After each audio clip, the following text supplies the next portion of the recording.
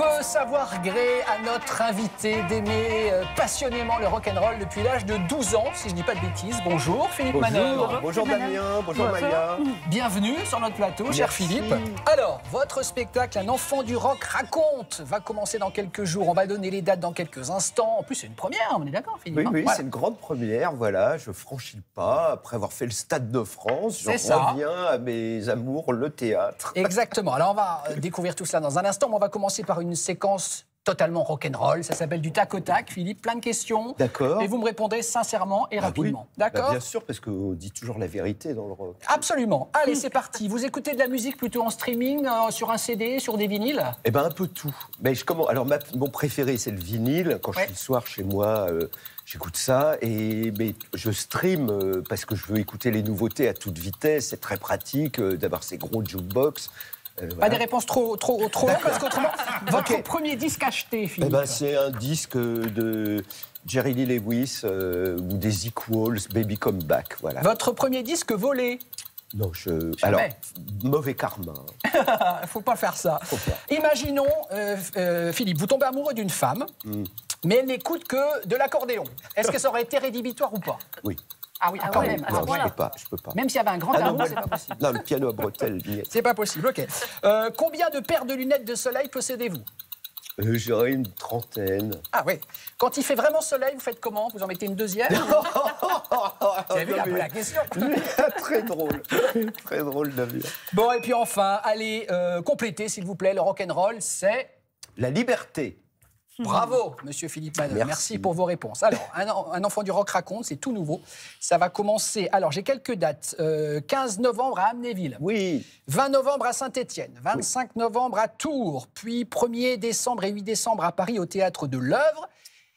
En deux mots, parce qu'on n'a pas encore vu, ça n'a pas commencé, il parle de quoi ce spectacle? Eh ben, il raconte un certain nombre d'anecdotes qui me sont arrivées lorsque j'ai rencontré mes dieux, mes idoles, les géants du rock. Ouais. Quand j'ai rencontré les anciens Beatles, les Rolling Stones, voilà, Johnny Hallyday, voilà. Donc, et puis après, on en arrive au punk et ce qui s'est passé de séismique dans le monde de la musique depuis cette époque. Alors, vous venez de citer son nom, il aura évidemment une place à part dans ce spectacle. Vous en parliez déjà au Stade de France, c'était en 2019, Philippe Manœuvre, ça s'appelait Rocking 1000, Oui. avec 1000 musiciens qui se sont succédés sur scène. Voilà de qui on parle, regardez. À part Jean-Marie Bigard, est-ce qu'il y a des Français qui ont fait le Stade de France? Eh ouais, il y a le recordman absolu de ce stade, c'est un certain Johnny Hallyday. Notre homme Johnny est venu ici 9 fois. Il a joué pour plus de 700 000 personnes dans cette enceinte. Il chantait, il vivait et respirait rock'n'roll, Johnny. Qu'est-ce que vous allez raconter sur scène? Eh ben, écoutez, alors il s'avère que j'ai un guitariste avec moi. Yarol Poupeau, Bah oui. le dernier des lead guitares de Johnny Hallyday, son chef d'orchestre pour ces 10 dernières années. Et quand il a entendu parler du projet, Yarol m'a dit « J'aimerais le faire avec toi, j'aimerais bien qu'on... » On se connaît depuis 20 ans avec Yarol, hein, on a fait beaucoup de choses ensemble. Et là, il a eu envie de monter à bord. Alors pour moi, c'est génial parce que je me sens un peu comme je suis très soutenu, quoi. Oui. Mais non, mais c'est... On va voir des images, Philippe, des tout débuts de Johnny en 61. Oui. Alors lui, Palais des vraiment... Sports, ça. Voilà, exactement. Alors, vous en diriez quoi de Johnny? Vous le connaissiez bien, évidemment. C'est quelqu'un, c'est un chanteur extraordinaire. Il aurait pu faire n'importe quelle carrière. Il aurait pu faire à la Brel, à la Brassens. Non, il a voulu faire du rock. C'est vraiment sa volonté dès le début, quoi. C'est le chanteur d'une génération, il n'y a rien à dire de plus. Et c'était un bonhomme très sympathique. Et vous parliez de quoi, tous les deux? De rock? On parlait de rock, on parlait beaucoup d'Eddie Cochrane, Une fois, il m'a fait faire DJ pour un de ses anniversaires. Mais je mettais des 45 tours qu'il n'avait pas entendus depuis 40 ans. Il arrivait au courant, il me disait « Celui-là, tu me fais une copie, tu me fais une copie. » Enfin, Johnny, dès qu'on passait du rock'n'roll, ça redevenait un gamin de 17-19 ans. Et c'était admirable. On va le retrouver, Johnny, Blue Suede Shoes. Regardez, Ah ouais. Johnny. Ah bah oui, Ah bah cadeau, ouais. Ah bah cadeau. ouais. One for the money, two for the show. Two together really not go, cat go, but don't you step on my blue suede shoe. Well, you can do the thing, boy, off on my blue suede shoe.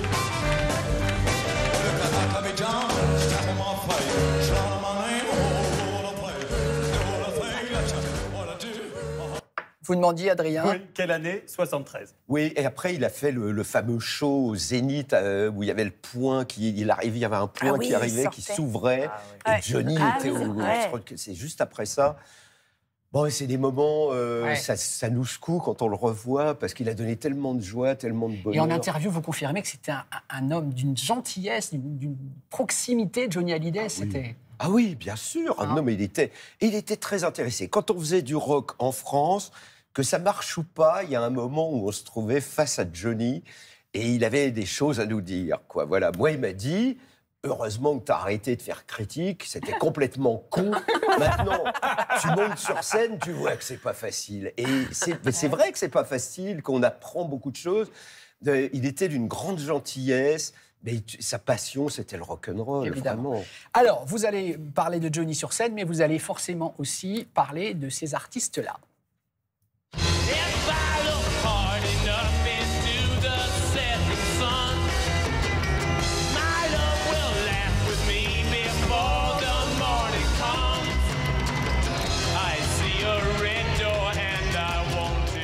Philippe Manœuvre, les Rolling Stones, les plus grands, vous diriez quoi, vous? Les 1966, les Rolling Stones, partout où ils passent, c'est l'émeute, la bagarre, les gens cassent les fauteuils.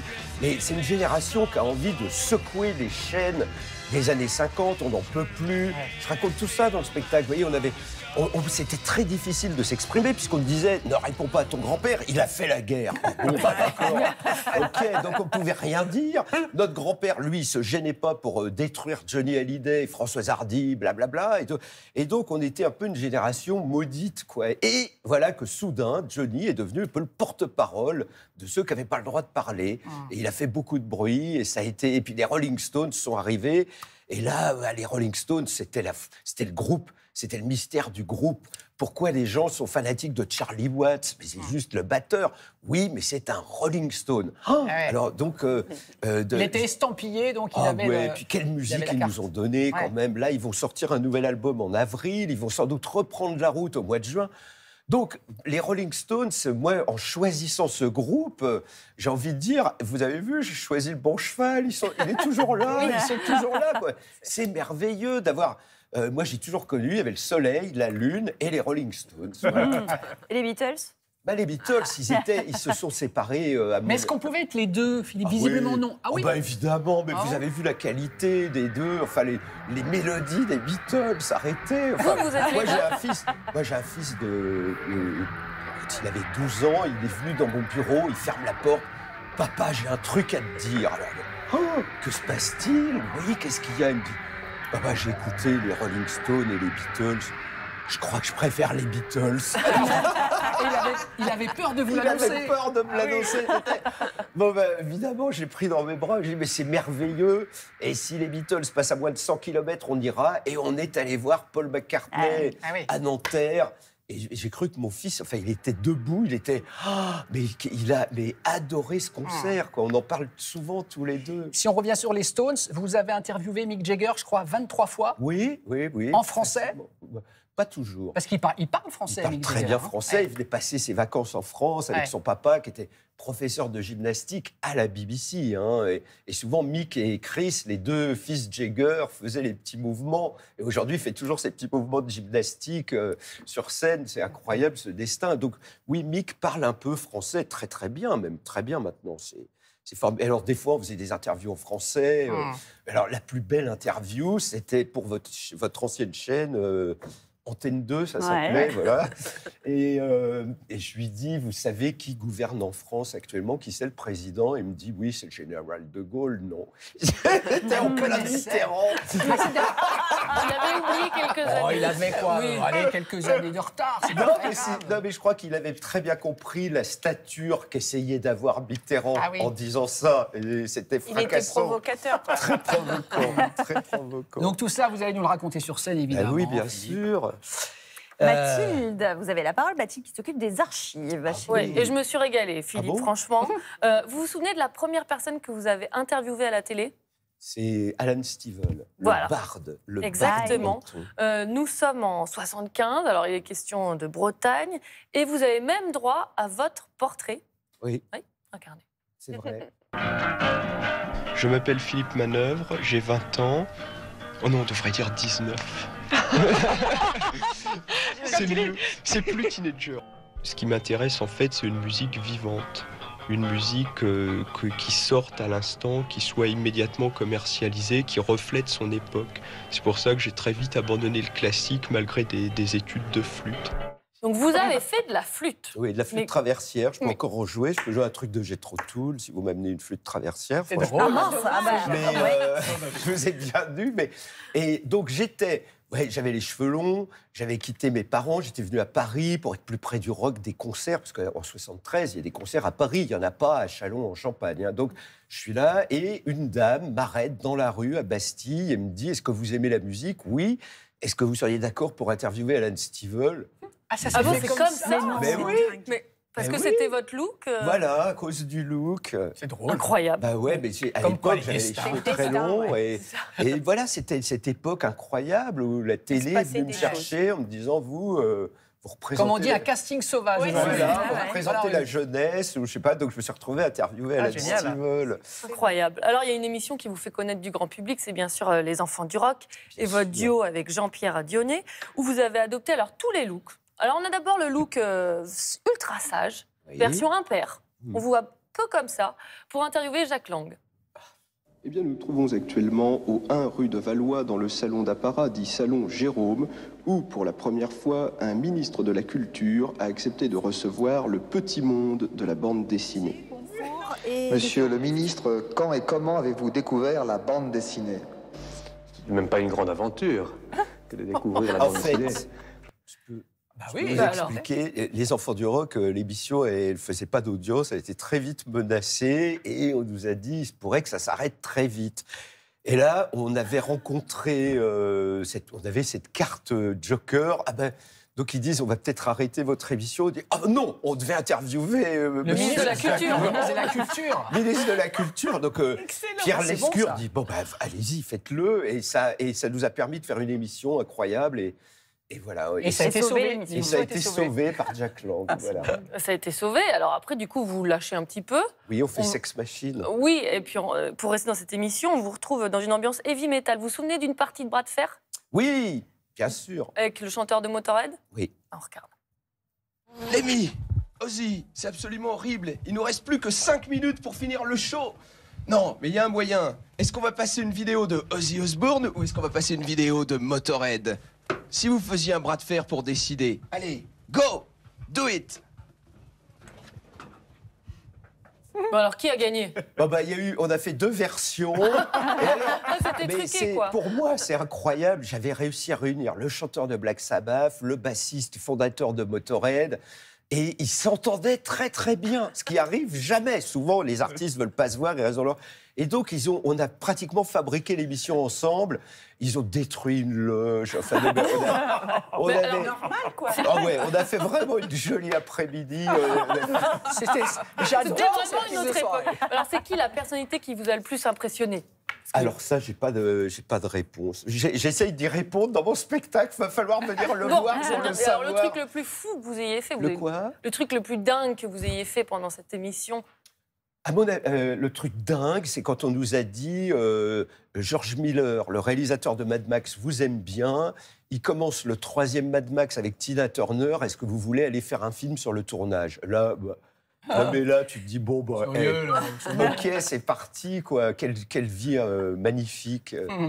Et souvent, je raconte des anecdotes et je dis comme j'étais les enfants du rock, c'est pour vous les gens qu'on vivait ça et on nous invitait dans des fêtes rock incroyables avec toutes les stars du rock anglais. Enfin, donc c'est des moments précieux. Moi j'ai quelques photos qui restent qu'on peut projeter et donc vendredi le 31, on a fait une sortie de résidence. Dès qu'on était dans une petite ville, Montigny-les-Cormeilles, le fief de Robert Hue, hein, Damien. Bien sûr. Et il y avait des gens qui sont venus pour voir un spectacle gratuit. Ils ne savaient pas qui c'était ni quoi. Donc c'était des gens qui ne sont pas forcément rock et le spectacle fonctionne. Ils ont vraiment... Non, en plus, je pense que vous avez cette façon de raconter, comme si on était chez vous sur votre canapé. Non, mais c'est ça, je pense. gentil. Non, mais c'est ça, vous nous embarquez dans vos Vous dites histoires. que je suis un conteur, en Ah, fait. totalement. Ah bah oui. Absolument. Merci Mathilde pour ces souvenirs. Merci Mathilde pour ces souvenirs. Franchement, ça me fait... Motorhead et Ozzy Osbourne, enfin, aujourd'hui, pour les réunir, enfin, d'abord, ils sont morts, mais surtout, ça serait... C'est compliqué. Mais là, à l'époque, on a eu une telle chance, quoi. Vraiment, Bah oui. C'est vrai. Adrien, c'est à vous. Adrien va vous faire jouer. Absolument, c'est un grand classique. Et pour le coup, c'est un jeu qui est assez rock'n'roll, à condition qu'on ne se débine pas. C'est action ou vérité. Alors, il y a 9 cartes ici présentes, numérotées de 1 à 9. D'accord. Certaines contiennent des actions, d'autres des vérités. On va voir quel est votre rapport, justement, à l'honnêteté. Vous me donnez un chiffre de 1 à 9 7. Le 7. Alors, qu'est-ce que c'est? Oh, elle est bien. Oui. Ah, j'aime beaucoup celle-là. Il les aime toutes, vous allez voir, il les aime toutes. C'est une vérité. Oh là là là là Vous là pouvez là la lire là à là. haute voix? Alors, votre nuit d'amour secrète avec une star, c'était avec qui? Oh là Non, moi, mais ça, je peux même pas imaginer de répondre. Pourquoi pas? Non, Mais vous non, avez une réponse dans votre tête. Écoutez, j'en parle dans mon spectacle. Ah, ben, on va y aller. Un jour, on me dit, tu vas interviewer une grande chanteuse punk allemande, Nina Hagen. Elle est à l'hôtel à côté du Palace. Et donc, on me dit, c'est dimanche à 15h. J'arrive le dimanche à 15h. L'attaché de presse est chambre 12. Je monte, je frappe. On me dit entrer, je rentre. Et elle est nue dans son lit. Elle m'attendait avec juste un soutien-gorge Parce que c'était noir. pour l'interview.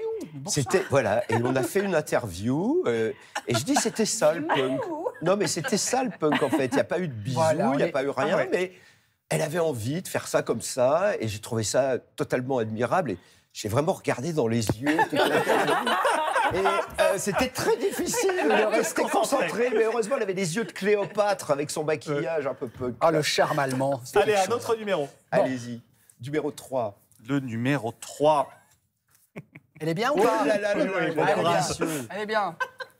Alors, chantez ce que vous voulez, mais chantez. Alors, bon, à un moment dans le spectacle avec Yarol, on fait I, oh, let's go, I, oh, let's go. 3 fois, oh, let's go. Et là, bam, il démarre. Bon, moi, ça me va très bien. Ça, je le fais. Mais pas plus. J'irai pas plus loin. J'irai pas plus loin par respect pour la musique. Un autre numéro. Allez, le 2. Allez. Le 2. Oui. Je suis assistante. Merci beaucoup. Quelle a été la personnalité la plus détestable que vous ayez rencontrée? Ah, ça a dû arriver. Eh ben, alors voilà. Bon, normalement, quand on pose cette question à un critique rock, ils ont tous la même réponse. Ils disent tous Lou Reed. Et ben moi, avec Lou Reed, ça s'est toujours bien passé. Par contre, j'ai eu plein d'ennuis avec Prince. Ah bon? Ouais. Qu'est-ce qui s'est passé? Bah, je sais pas, il paraît que, bah voilà, j'avais pas les bons vêtements, j'étais trop habillé Michael Jackson pour lui. Oh là là. Et Donc il n'était pas sa sympa avec vous. pourpritude, c'est un peu énervé, voilà. Et j'ai pas eu, ça s'est pas. Vraiment, c'est le seul avec qui ça s'est pas très bien. Il était fermé, il répondait pas ou il était Il n'y a pas carrément eu désagréable. d'interview. Ah, il n'y a pas eu d'interview. Ah, mais oui, oui, carrément. Ah, oui. Mais je raconte ça dans le spectacle. Franchement, vous allez pas vous ennuyer. Parce que j'avais prévu cette question, c'est vrai, les journalistes, ils disent, oui, vous avez tout vu, vous avez vu tout le monde, vous en avez interviewé 450, c'était génial, mais est-ce qu'il y en a un où ça s'est mal passé? Et donc moi, Prince. c'est Prince. Allez, On a le temps dernière. pour une dernière? Rapide. Allez, la une. Allez. La une. Merci, cher Je vous assistant. en prie. Alors, C'est une vérité. la Bible du rock, c'est vous? Autrement dit, Interrogation. est-ce qu'il y a des gens qui sont meilleurs que vous dans votre domaine? Attends, moi j'essaye de couvrir une période de 60 ans. Hein. Ça va des pionniers de 70 ans même. Ouais. Ça va de Elvis Presley, la sortie du premier disque le 3 juillet 54, jusqu'à nos jours. Parce que le rock, il continue. Il y a des jeunes groupes, il y a des choses qui se passent. La CDC était au Stade de France l'été dernier. C'était bourré les 2 soirs, 90 000 personnes. Donc, Alors, moi, j'essaye d'être toujours en état. D'ailleurs, chaque fois que votre chaîne m'appelle, un tel est mort, un truc l'intelligence artificielle, j'ai à chaque fois, bon, allez, je vais leur donner un petit coup de main et j'essaye de maintenir. Donc, vous ne répondez pas à la question. Est-ce qu'il y a des gens qui sont meilleurs que vous? Oh oui, je pense. Sur des domaines spécialisés, sur des domaines très, très spécialisés. Non, puis on ne sait jamais tout. Et puis, en plus, il ne faut pas d'orgueil. Il ne faut pas dire non, c'est moi la Bible. Vous diriez, mais il est marteau, celui-là. C'est les gens qui le disent, c'est les gens qui le pensent. Voilà. Allez applaudir Philippe Manœuvre en tournée dans toute la France. Et puis, donc, 1er décembre et 8 décembre à Paris, au Théâtre de l'Œuvre. C'était un bonheur de vous recevoir. Merci beaucoup. Merci beaucoup, Damien. Et puis, on vous rappelle pour le prochain Rocard Mort. Voilà. Quand le prochain que vous m'appelez, je serai là. Merci beaucoup. Allez.